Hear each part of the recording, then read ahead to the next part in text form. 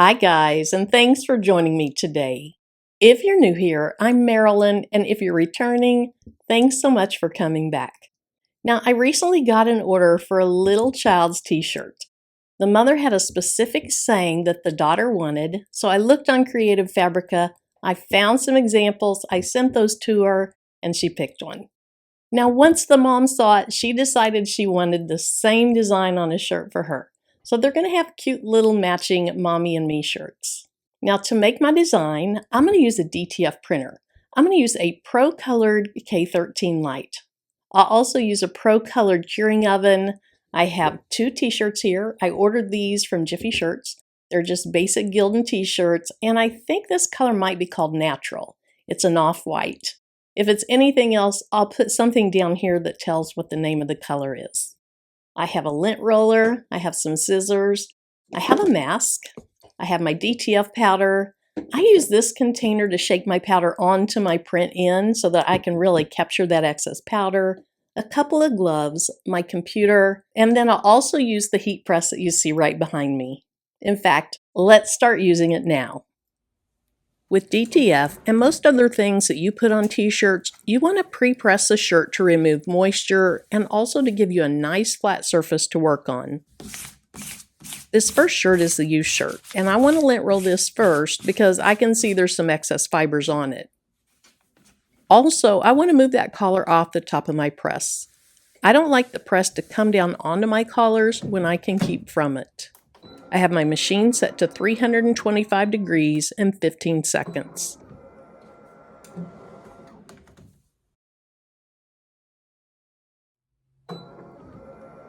Now let's jump onto the computer and set up our DTF print. Now I'm going to go ahead and open ProRip software. That's the RIP software that this DTF printer uses. Now a DTF printer prints white ink also, and a RIP software is what helps manage all the ink. Now it takes just a minute for it to open, so you have to be a little bit patient here. And then this is what it looks like when you get it opened. Now I want to bring in my design, so I'm going to click right here on this icon. Once I do that, it is looking at my desktop, and let's see, it's Faith Over Fear, it's right here. So I'll select it, and I'll say Open. Now notice all the different file types you can bring in. The one I'm bringing in is a PNG. So I'll say Open. Now that came in much larger than I wanted. The first design I'm going to print is only going to be 8 inches wide. This is for a little girl. So to change that, let me go down here and change the 15 to 8. Now because the padlock is locked, when I hit the Enter, the proportions are going to remain the same. So my height is going to change as well. And that looks good. Now often when I'm printing something, I like to have a little bitty image up here just to get the ink flowing. So with it still selected, I am on a PC. I'm going to hit Control-C and Control-V so I have a second copy. Now we're going to make it really small, and we're just going to make it 1 inch. Okay, if I click off of it and back on it, I can use the arrows on my keyboard. And then let me go ahead and move that up. Now when you're printing a DTF print, it does need to be mirrored, and my software is set up to mirror it automatically. So I don't have to worry about that right now. All I'm going to do is go right up here to RIP. Let's click on it. And then these are the settings that I use. Next, I just say Print. And you can see the progress of it ripping. Once that reaches 100, it'll start printing out. Now, I realized while editing this video that the view of the printer is not good, but the image is printing and it does look good. But like a lot of DTF printers, this printer is not fast, and it took several minutes for this design to print out. Now that it's completed printing, there's arrow keys on the printer that you can use to roll the film out so that the design is past the cutting blade. After you cut your design off, be sure to roll that film back in so that you don't waste too much film. Now I'm adding the DTF powder to the back of the design. This powder sticks to the ink and it's what will act as the adhesive between the ink and the shirt. So I pour some powder onto the design and just rock the powder back and forth several times until I know that the ink is fully coated with the powder. The excess powder will go right back into the canister that I use to store the powder, so there's really very little waste. When I have the ink all covered, I tap my film to cause any excess powder to come off, and here's what it looks like at this point. It just looks like granulated sugar on here. Now it's time to cure the print. That just means it's time to melt the powder onto the ink. I have it set to 120 degrees Celsius for 150 seconds.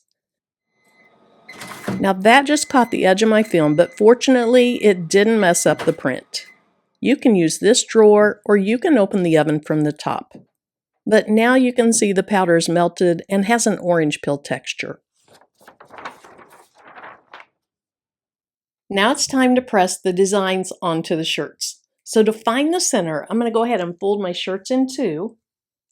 Make sure the sides are lined up, and I'm going to press a crease right in the center so that I can tell where that center is.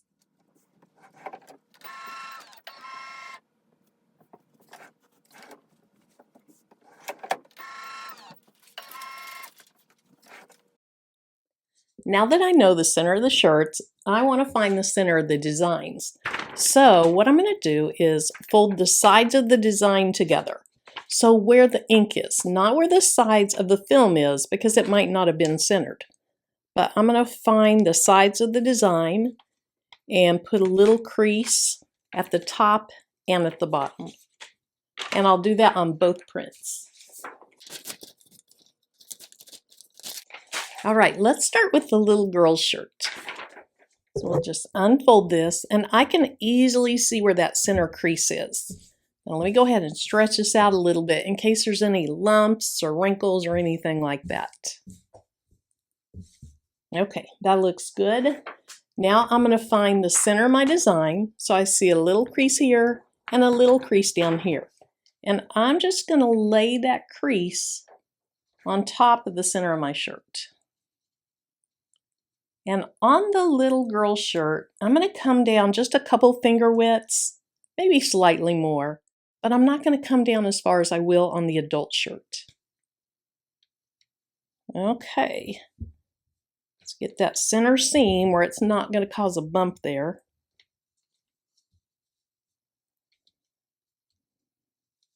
I'm going to move it up just a tiny bit, and I think that looks good. Now I am using some heat-resistant tape, and I forgot to mention that in the intro. And then after the design cools and I take the film off, I have some parchment paper I'm going to put over the top of it and do a second press. I do not skip that step. They feel so much better when you do that second step. In my opinion, I think they look better too. All right. I think that looks great, so let's go ahead and press.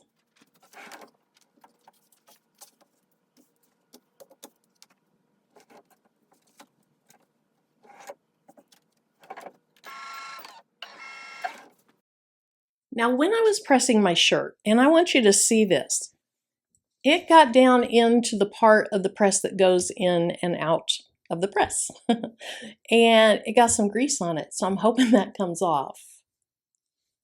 That's not good. Okay, let's set this aside. Let's let it cool all the way down. And let's do the adult shirt. The exact same process. I have the center. Let's move that out of the way. And then I have the center of the design. So we're going to place that crease on the design onto the crease on the shirt. And I can tell it's crooked. Let's adjust that.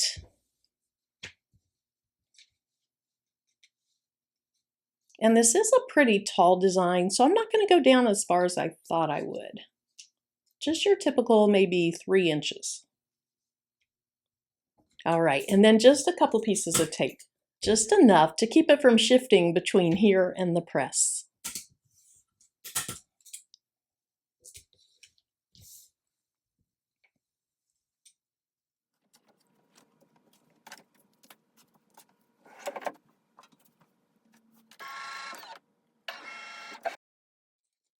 So this time I made sure to flip my shirt up, get it onto the press, and then smooth it down afterwards. I didn't want any more of those grease marks on this shirt. So let's let it cool, and we'll get the youth shirt. It has cooled all the way down. So I'm just going to lift up slowly and make sure that ink is staying down.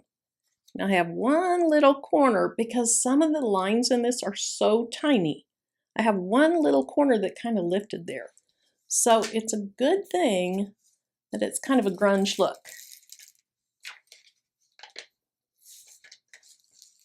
Okay, those are doing fine. That one lifted a little bit as well.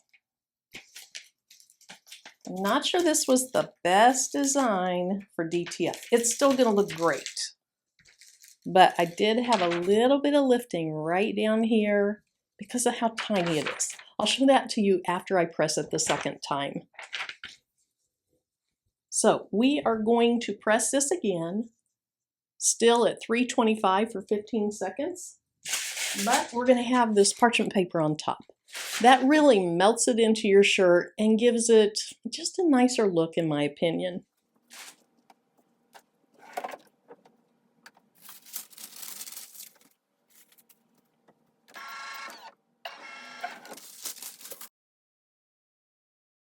And that looks really cute, but let me bring it over so you can see it up close and personal.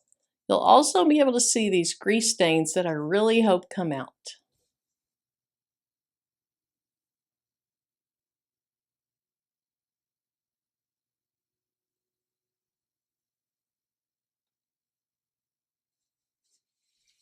All right, let's see what we have with this one.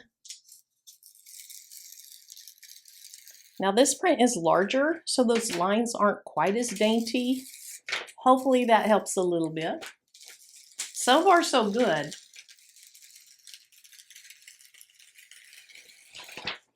Okay, that one worked out better. And I do see that there is a break in the line above the H and the I that's built into the design. So where I have the issue down here on the other shirt is going to be fine. In fact, this one has a break in it too, but it didn't lift up. So let's go ahead and press this a second time.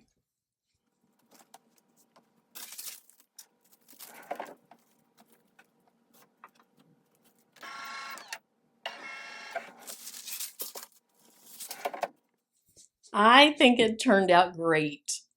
So pretty. I love the colors. I love the grunge look. Let me show this one to you up close as well.